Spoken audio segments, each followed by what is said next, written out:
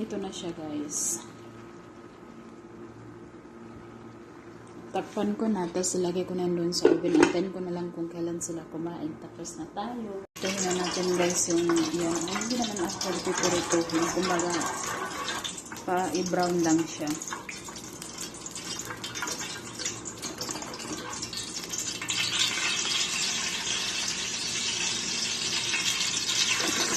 Bismillah. Hindi na ako naka-gloves, guys.